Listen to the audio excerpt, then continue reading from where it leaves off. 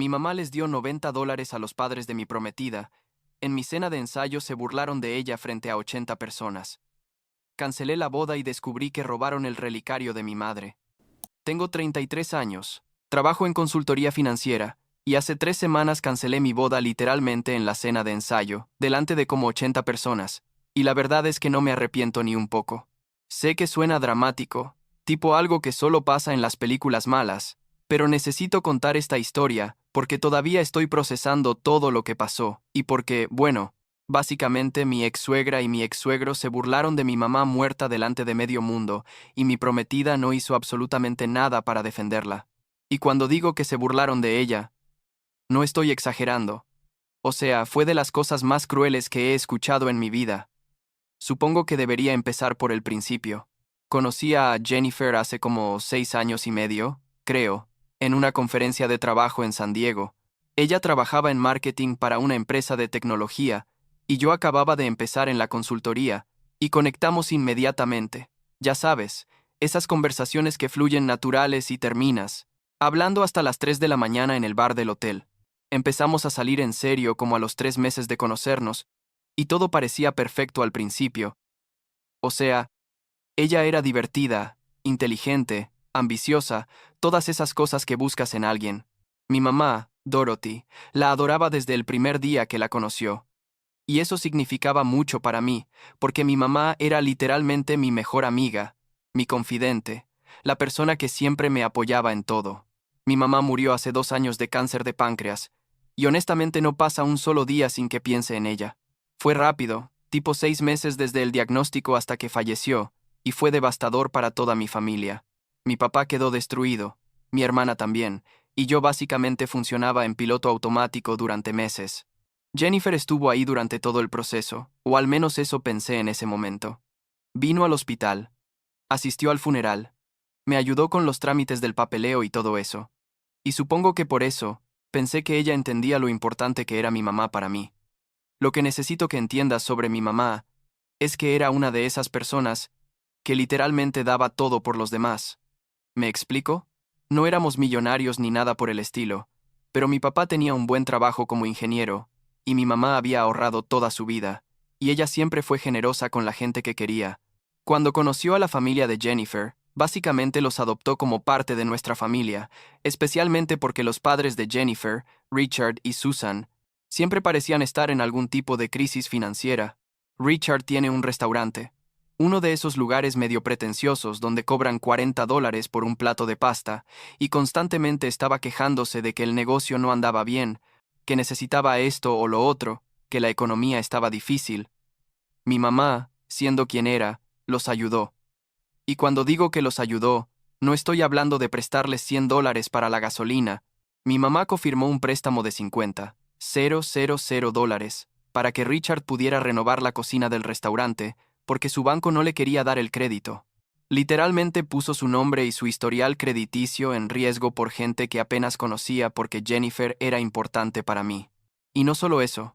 Cuando el horno industrial del restaurante se descompuso como 2 años después, mi mamá les dio 15,000 dólares en efectivo para que compraran uno nuevo porque, según Richard, no podía permitirse cerrar el restaurante ni un día. Mi mamá nunca les pidió que le devolvieran ese dinero. Nunca les cobró interés en el préstamo, nada. Ah, y olvidé mencionar que también pagó como 3 semestres de la universidad de Matthew, el hermano mayor de Jennifer, cuando él estaba a punto de desertar porque no podía pagar la matrícula. Estoy hablando de como 25,000 dólares adicionales. Matthew ni siquiera terminó la carrera, cambió de especialidad 3 veces y eventualmente abandonó en su último año, pero mi mamá nunca dijo nada negativo sobre eso, nunca le reclamó el dinero. Ella simplemente decía, la educación es importante, y si puedo ayudar, lo voy a hacer. Total que mi mamá murió, y obviamente hubo el funeral y todo ese proceso horrible, y recuerdo que Richard y Susan vinieron, trajeron flores, dijeron las cosas apropiadas que dices en un funeral, tipo lo sentimos mucho, era una mujer maravillosa, bla bla bla, pero mirando hacia atrás, debí haber notado que había algo raro en la forma en que actuaban, como que estaban ahí por obligación más que por genuino afecto. Mi papá me mencionó después que Richard ni siquiera se quedó para el servicio completo, que se fue temprano diciendo que tenía que volver al restaurante, Pero yo estaba tan destrozado en ese momento que ni siquiera procesé eso. Después de que mi mamá murió, Jennifer y yo seguimos con nuestra relación, y como al año, yo le propuse matrimonio. Honestamente, no estoy seguro si fue la decisión correcta o si solo estaba buscando algo de estabilidad después de perder a mi mamá, pero en ese momento me pareció lo natural. Jennifer dijo que sí. Nos comprometimos, empezamos a planear la boda. Y aquí es donde las cosas empezaron a ponerse raras. Yo quería que la boda fuera algo simple, significativo, con un toque que honrara a mi mamá. Nada exagerado. Tipo, quería poner una foto de ella en la recepción, tal vez mencionar su memoria en algún momento de la ceremonia, cosas así. Pero cada vez que sacaba el tema, Jennifer como que cambiaba de conversación o decía, no quiero que la boda sea triste, Andrew. Deberíamos enfocarnos en celebrar nuestro futuro, no en el pasado. Y yo tipo, bueno, tiene sentido. No quiero que todos estén llorando en mi boda, así que dejé pasar el tema. Pero luego llegó la planeación del menú y yo sugerí que incluyéramos el platillo favorito de mi mamá, unos ravioles de ricota que ella hacía increíbles. Y Jennifer literalmente me dijo, tu mamá no va a estar ahí para comerlos, Andrew, no tiene sentido. Y eso me dolió, la verdad, pero tampoco quería pelear por comida, así que otra vez dejé pasar el tema. Debí haber visto las señales ahí mismo, ¿me explico? Debí haberme dado cuenta de que algo estaba mal. Fast forward a como 3 meses antes de la boda, y Richard y Susan ofrecen organizar la cena de ensayo. Dijeron que querían hacerlo en este restaurante súper elegante que conocían, que iba a ser su regalo para nosotros, que no nos preocupáramos por nada. Jennifer estaba emocionadísima con la idea, y yo pensé, bueno, es un gesto bonito, ¿no? Su familia quiere contribuir a la celebración. Mi papá ofreció pagar la mitad de los costos, pero Richard insistió en que no, que ellos tenían esto cubierto, que era su forma de demostrarnos cuánto nos querían. La lista de invitados para la cena de ensayo empezó a crecer y crecer. Yo había asumido que iba a ser algo íntimo, tipo 20 hasta 30 personas máximo, la familia cercana y los padrinos de boda. Pero cuando Jennifer me mostró la lista final, había como 80 nombres ahí. Le pregunté, ¿quiénes son toda esta gente?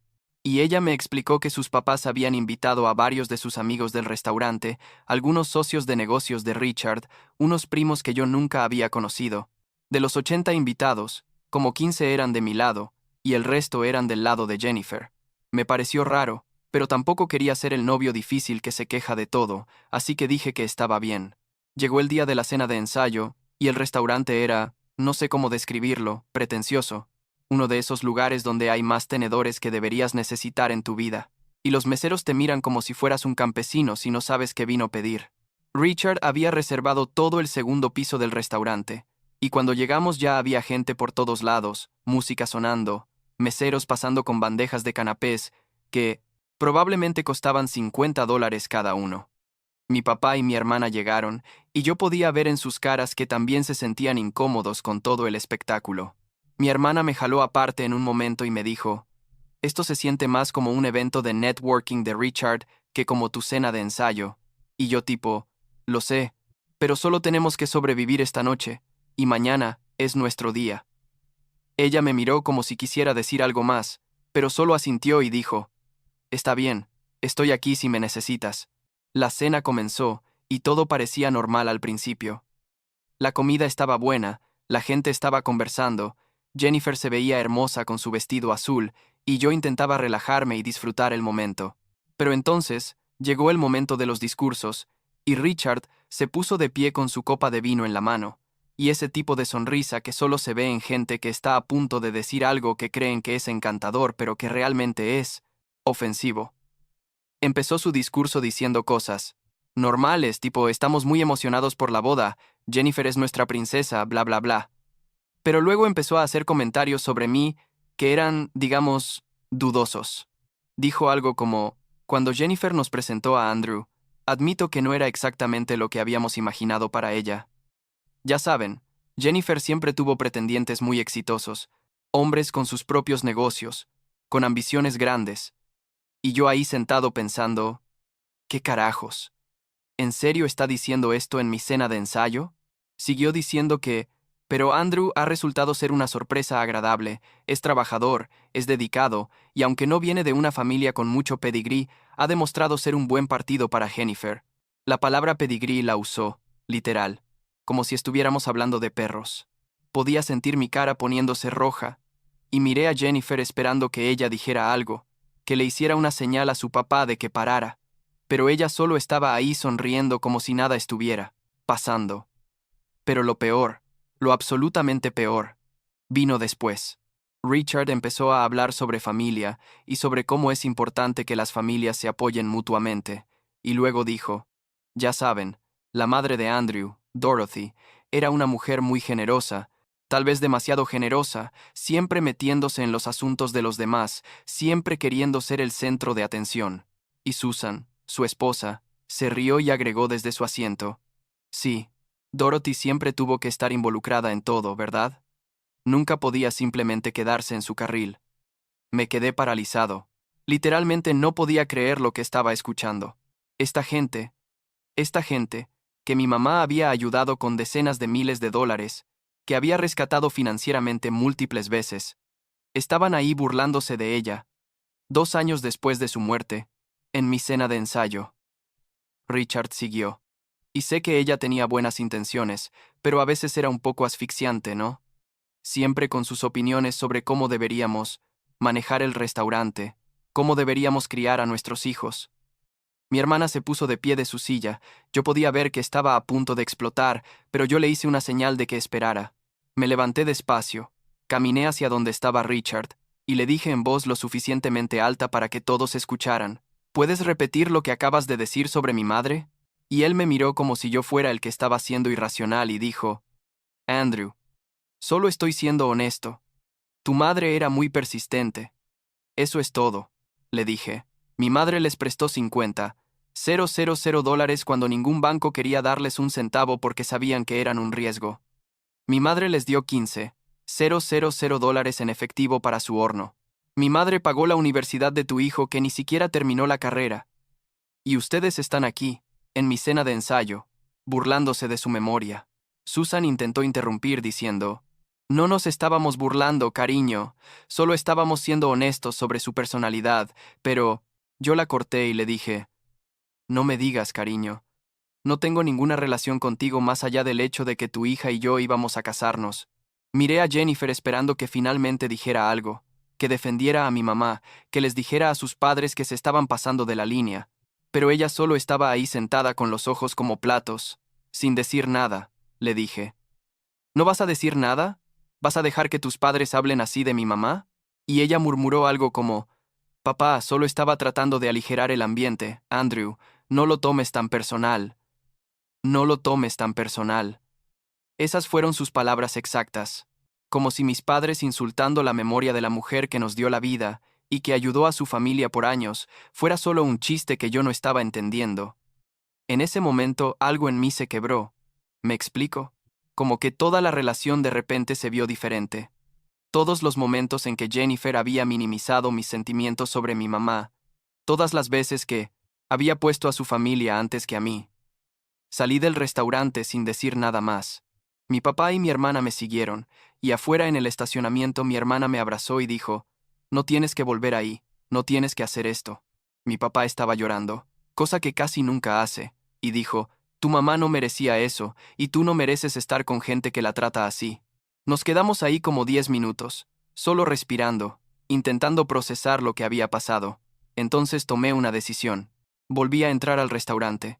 Caminé hasta el frente donde todos todavía estaban sentados en un silencio incómodo, y dije en voz alta para que todos escucharan, la boda no va a suceder. No mañana. No nunca.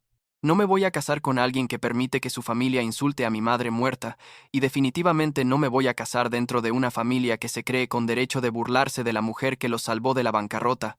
Jennifer se puso de pie y empezó a llorar diciendo, Andrew, no puedes estar hablando en serio. Pero yo le dije, nunca he hablado más en serio en mi vida. Richard intentó decir algo como, estás exagerando, hijo. Pero yo lo interrumpí y le dije, no soy tu hijo. Gracias a Dios, y esto no es una exageración. Esto es yo respetando la memoria de mi madre, más de lo que ustedes alguna vez la respetaron cuando estaba viva. Miré a todos los invitados que estaban ahí sentados en shock, y dije, Lamento que hayan tenido que presenciar esto, especialmente los que vinieron de lejos, pero no puedo en buena conciencia casarme mañana. Entonces simplemente me di la vuelta y me fui, esta vez para no volver. El día siguiente fue un caos absoluto. Mi teléfono no paraba de sonar, literalmente cientos de mensajes y llamadas. Jennifer me mandó como 50 mensajes diciendo que podíamos resolver esto, que sus padres se disculparían, que no podíamos tirar 6 años de relación por una noche mala, que Susan me dejó mensajes de voz, llorando diciendo que yo había malinterpretado todo, que ellos querían a mi mamá como familia. Richard me mandó un mensaje de texto diciendo que yo era inmaduro y que estaba avergonzando a su familia. Matthew, el hermano de Jennifer, me mandó un mensaje diciendo que yo era un idiota por cancelar la boda por algo tan estúpido. Bloqueé a todos menos a Jennifer porque sentía que al menos le debía una conversación final. Ella apareció en mi departamento al día siguiente, sin avisar, con los ojos hinchados de tanto llorar. Me rogó que reconsiderara, que habláramos con un terapeuta, que le diera otra oportunidad. Le pregunté directamente, ¿por qué no me defendiste? ¿Por qué no defendiste a mi mamá? Y ella dijo, no sabía qué decir, todo pasó tan rápido, estaba en shock. Le dije, Jennifer, tus padres planearon ese discurso. Ese no fue un comentario espontáneo. Richard literalmente escribió notas para ese discurso. Tú sabías el tipo de cosas que iban a decir, y no me advertiste, no los detuviste. Ella trató de negarlo, pero yo podía ver en su cara que era verdad. Le dije, no puedo confiar en ti. No puedo pasar el resto de mi vida con alguien que no va a defender lo que es importante para mí cuando las cosas se pongan difíciles. Ella se quedó como 2 horas tratando de convencerme, y cuando finalmente aceptó que no iba a cambiar de opinión, se puso furiosa. Empezó a gritarme diciendo que yo estaba siendo dramático, que mi mamá no era perfecta tampoco, que ella también tenía sus defectos. Le pedí que se fuera, y ella salió dando un portazo tan fuerte, que algo en mi departamento se cayó y se rompió. Pero la historia no termina ahí. Como 3 días después, estaba revisando algunas de las cosas de mi mamá, que había guardado en mi closet. Fotos, cartas, joyería, ese tipo de cosas.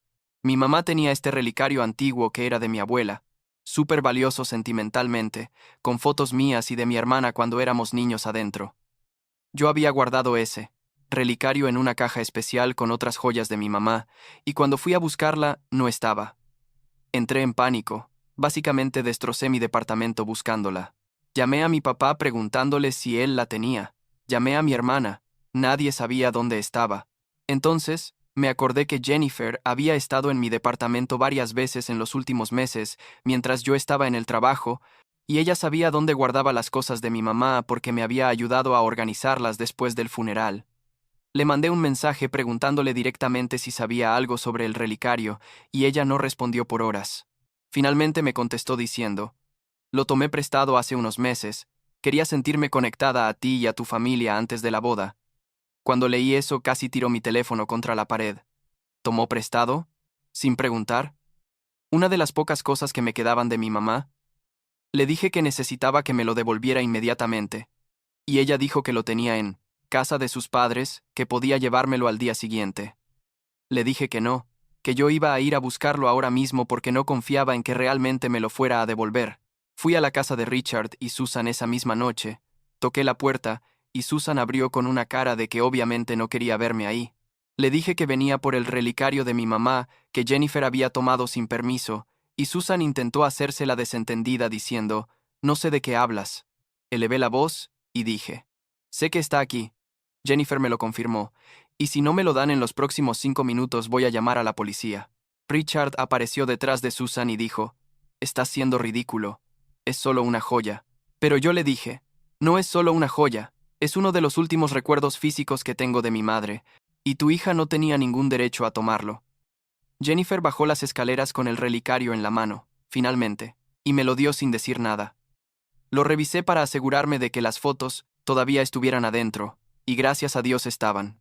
Les dije que no quería volver a tener contacto con ninguno de ellos nunca más en mi vida, que iban a dejar de llamarme, de mandarme mensajes, de aparecer en mi departamento.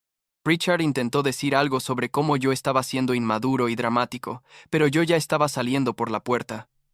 Han pasado 3 semanas desde todo eso. Bloqueé a Jennifer en todo, bloqueé a sus padres, a Matthew, a todos. Devolví los regalos de boda que habíamos recibido. Cancelé el venue. Básicamente deshice todo lo que habíamos planeado. Perdí el depósito de varios lugares porque fue muy último momento. Pero honestamente no me importa el dinero. Mi papá me dijo que él estaba orgulloso de mí por defender la memoria de mi mamá, que ella hubiera hecho lo mismo por nosotros. Mi hermana me ha estado visitando seguido para asegurarse de que esté bien. Me siento mal por cómo pasó todo. Sí y no.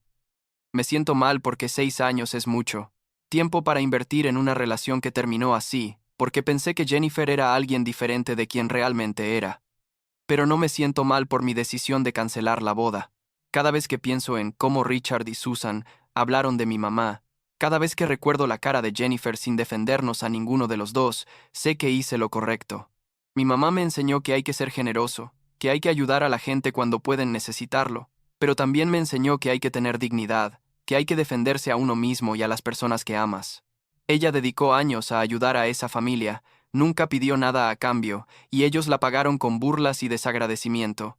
No iba a pasar el resto de mi vida con gente así, no iba a criar hijos con gente así. Punto. Todavía tengo días difíciles, no voy a mentir. A veces me pregunto si debía haber intentado salvar la relación, si debía haberle dado otra oportunidad a Jennifer, pero luego me acuerdo de que ella tuvo múltiples oportunidades de hacer lo correcto y eligió no hacerlo. Eligió a sus padres sobre mí, eligió su comodidad sobre defender lo que era correcto, y esa no es la persona con la que quiero pasar mi vida. El relicario de mi mamá ahora está en una caja de seguridad en el banco, porque no confío en dejarlo en mi departamento después de todo lo que pasó. A veces lo saco solo para mirarlo, para recordar a mi mamá, para recordar por qué tomé la decisión que tomé, y cada vez que lo hago, sé que ella estaría de acuerdo con lo que hice, que ella no hubiera querido que me casara con alguien que no me valoraba, que no valoraba el sacrificio que ella hizo por esa familia. Supongo que la lección aquí, si es que hay alguna, es que no puedes obligar a la gente a ser agradecida, no puedes obligarlos a ser decentes. Richard y Susan son quienes son, y Jennifer es quien es. Yo no puedo cambiar eso. Lo único que puedo controlar es cómo respondo. ¿Qué tolero? ¿Con quién? Elijo pasar mi vida. Y elegí no tolerarlo. Elegí honrar la memoria de mi mamá sobre una relación que claramente no valía la pena. Y honestamente, 3 semanas después, durmiendo mejor que en meses, sabiendo que tomé la decisión correcta. Eso es suficiente por ahora.